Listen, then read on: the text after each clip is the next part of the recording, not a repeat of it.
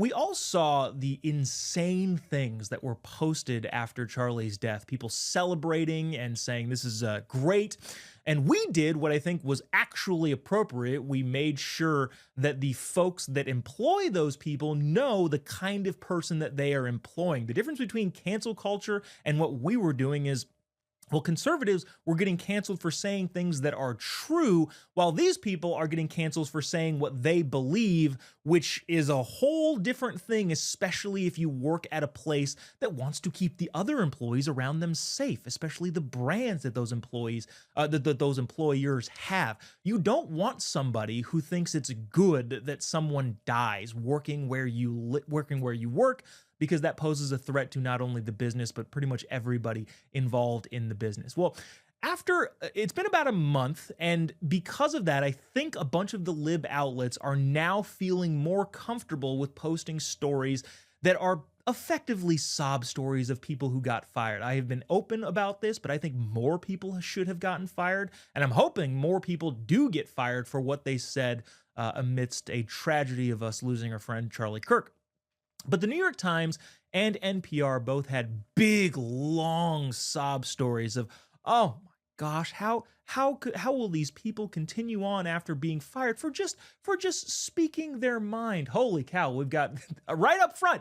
Here is this lady from the New York Times. This is the New York Times that highlighted that lady who posted exactly that. But just to give you a little bit of context to set it up, they couched it in a way that kind of pitted two different people against each other. A guy named Arnold, who I'll leave his last name out, he's a former mayor in a small town in Texas. And by the way, we love this guy because he had gotten criticism before for changing the town's holiday parade back to the Christmas parade, among other things that he did. This guy is great. He himself in the article, just to kind of give you a short breakdown and summary of it, has said, hey, I don't really like the vitriol and people being at each other's throats, but the response to Charlie Kirk's assassination changed him in a way where he said, yeah, we do need to notify these people's employers. And one of them was this lady. The New York Times tries to couch her in this. She's just a nice person. They say once in 2022, she decided to join a nationwide protest for abortion rights by adorning her uniform with a small red bandana. After an hour of hazing and harassment, she works at a fire department, I think as a paramedic. She ended up outside the firehouse in tears. Yeah, if people don't like what you're showing up to work in, by the way, and they decide to tease you a little bit, that actually is something that could happen to you. She then goes on to say, she texted a friend, said, the culture is the exact opposite of tolerance.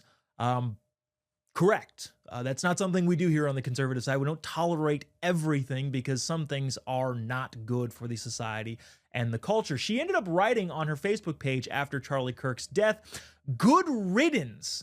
Only a few hours after Charlie Kirk was assassinated, thoughts and prayers to the other guy. That is what she said on her Facebook page. Now, the Texas mayor that we talked about previously saw that, and him and a bunch of people said, whoa, whoa, whoa, this lady works for the community. She works in the firehouse.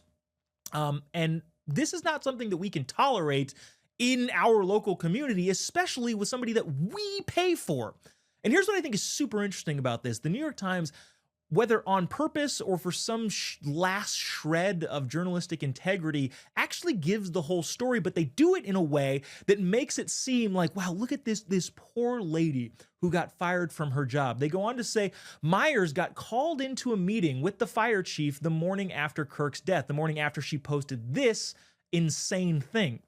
A few colleagues had noticed her Facebook post, but her profile was set to private, which, by the way, is not a good argument. Oh my gosh, how dare the internet see something that I posted freely to the internet? Like, okay, that's not a good argument.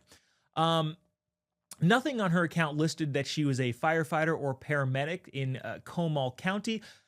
This is where it gets super interesting. And again, the journalistic integrity that the New York Times has is all but gone, except for they did mention the rebuttal to this later on. It says this: Myers apologized to the chief for her lack of professionalism. That's just what it is. Celebrating someone's, it's just a lack of professionalism. you hate to see people be unprofessional.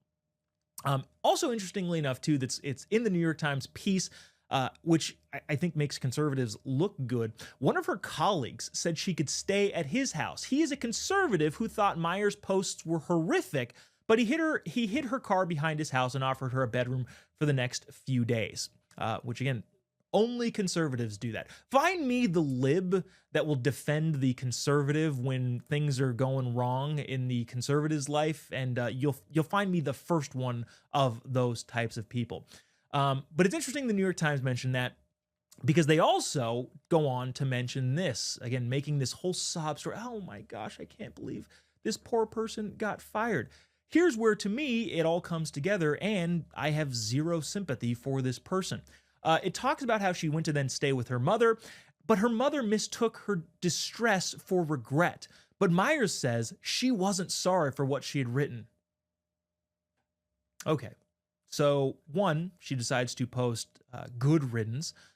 2, she then gets called in by her boss, the fire chief, and says, "Oh, I'm sorry for the unprofessionalism." But then when the New York Times writes an article about it, she honestly says, "Nope, wasn't regret. I don't regret what I wrote at all." Good. Go have fun finding employment somewhere else. I've said this a number of times. More people should have been fired for the way that they handled this, because in my opinion, it shows the true colors of who people are. And when someone shows you who they are, believe them.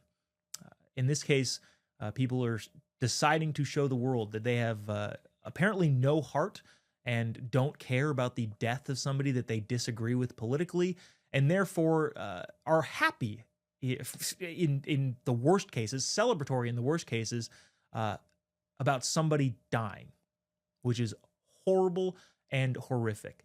NPR also had a really interesting article that said effectively the same thing. Like I said, I think we're past enough time to where the libs think, well, this is now acceptable and appropriate for us to be putting articles out about this. They go on to profile some girl named Alexandra and her employee. Alexandra posted something which the context is a little bit iffy, but she effectively is saying a similar thing of like, hey, well, it's fine because, well, Charlie said some bad things, which, by the way, isn't true, but even if it were true, that's still not okay that you think that this is how you're supposed to respond. But then NPR did the same type of profile piece of, it's so troubling and sad that this poor young woman got fired. But what really gives it away is the fact that they had to sort through how many of these people, and this is the best one they could find. In the article, the further down you go, it says that less than 3 hours after the X post that highlighted Alexandra's post, her employer fired her. There was no conversation, Alexandra said. And then it goes to say this later on in the article. She had just started the cybersecurity job 2 weeks before. Yeah, if you're in your probationary period, the bar for acceptance is going to be pretty high. Nobody wants somebody who is going to say something this awful about, again, a human being who was murdered in cold blood. But don't sit here and pretend that this is just some awful thing when the reality is this particular individual, and this, by the way, has to be one of the quote-unquote better stories for them to lionize, especially because they're trying to make the point that it's so unfair. This lady was working for this company for 2 weeks. Like, this is the best that they have, right? 2 weeks, by the way, not past any probationary period, and any person with a real sense of how business works doesn't want a person like this working for them.